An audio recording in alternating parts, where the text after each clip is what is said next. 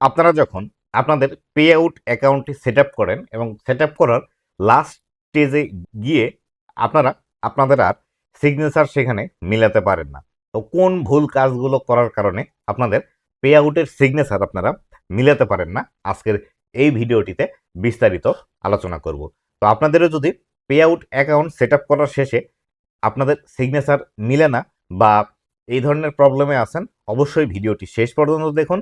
ভিডিওটি শেষ পর্যন্ত দেখলে এই বিষয়টি সম্পর্কে বিস্তারিত আপনারা জানতে পারবেন যে আপনাদের সিগনেচার কেন মিলে না এবং কিভাবে আপনাদের সিগনেচার মিলাবেন এবং এটির সঠিক পন্থাটি আসলে কি।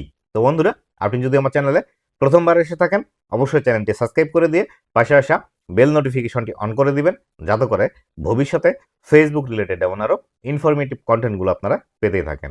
তো বন্ধুরা, আপনাদের পে আউট অ্যাকাউন্টের লাস্টে গিয়ে সিগনেচার না মিলার যে প্রধান কারণটি আছে সেটি হলো, আপনারা যখন এই পে আউট অ্যাকাউন্টটি সেট আপ করেন তখন আপনারা খুবই গুরুত্ব সহকারে এই বিষয়টিকে নেন না। আপনারা হয়তো মনে করেন যে এই যে পে আউট অ্যাকাউন্টটি আপনারা সেট আপ করছেন, আপনার যদি কোনো ভুলও থাকে সেটি আপনারা পুনরায় সেট আপ করে ঠিক করে নিতে পারবেন বা এডিট করে ঠিক করে নিতে পারবেন। কিন্তু এই পে আউটটি ফেসবুকে কাজ করার সবচেয়ে ইম্পর্ট্যান্ট এবং সেন্সিটিভ বিষয়। কেননা আপনি যদি একবার এটি ভুল করে ফেলেন, তাহলে সেই ক্ষেত্রে পরবর্তীতে এটি যদি আপনি সমাধান করতে চান, তাহলে সেই ক্ষেত্রে আপনাকে অনেকটাই প্যারা নিতে হয় এবং অনেক বেশি আপনাকে এখানে ঝামেলা সহ্য করতে হয়। তো আপনারা এই যে পে আউট অ্যাকাউন্টের সিগনেচার না মিলার পিছনে যে কারণটি আছে সেটি হলো, আপনারা যখন পে আউট অ্যাকাউন্টটি সেট আপ করেন, সেট আপ করার সময় আপনাদের আইডির যে নামটি আছে সেই আইডির নাম দিয়ে আপনারা পে আউট ওনারের নাম হিসাবে আপনারা সেটি সেট করে চলে যান। এটি ডিফল্ট হিসাবেই কিন্তু ফেসবুক দিয়ে থাকে। পরবর্তীতে আপনারা অনেক সময় যে ভুল কাজটি করেন সেটি হলো, আপনারা আপনাদের যে নাম আছে এনআইডি কার্ড অনুযায়ী আপনারা করেন, কিন্তু পে আউটের নামটি আপনারা বাংলায় লিখে ফেলেন। অথবা অনেক সময় দেখা যায় আপনাদের ফেসবুক আইডির যে নামটি আছে সেই আইডির নাম এবং আপনার এনআইডি কার্ডের যে নামটি আছে এই নাম সম্পূর্ণ আলাদা, যার ফলশ্রুতিতে আপনি যখন সিগনেচার দিতে যান তখন কিন্তু আপনার এই সিগনেচারটি আর নেয় না। আবার অনেক সময় যে বিষয়টি হয় সেটি হলো, আপনার যে নামটি আছে নামের অক্ষরের মধ্যে উ এবং এ আছে, এই উ এবং এর পার্থক্যটা আপনারা কখনোই মনে করেন না, বা আপনার এনআইডি কার্ডে হয়তো লেখা আছে নন্দিতা, NON লেখা আছে নন্দিতার, আপনি সচরাচর লিখে থাকেন NAN, নন্দিতা এইভাবে লিখে থাকেন।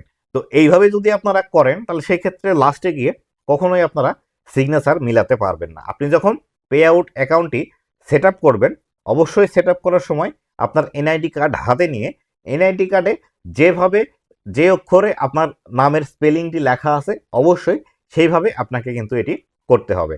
আর যদি আপনার একদম ভুল হয়েই যায়, আপনি সম্পূর্ণ স্টেপ পার করে ফেলেন এবং আপনি লাস্টে এসে আর সিগনেচার মিলাতে পারছেন না, সেই ক্ষেত্রে অবশ্যই ফেসবুকের কাছে আবেদন করে এই সম্পূর্ণ পে আউটটি আবার নতুন করে আপনাকে তৈরি করে নিতে হবে। কেননা আপনার যদি নাম ভুল হয়ে যায় একবার, সেটি আর এডিট করার অপশন আপনাকে ফেসবুক থেকে দেবে না।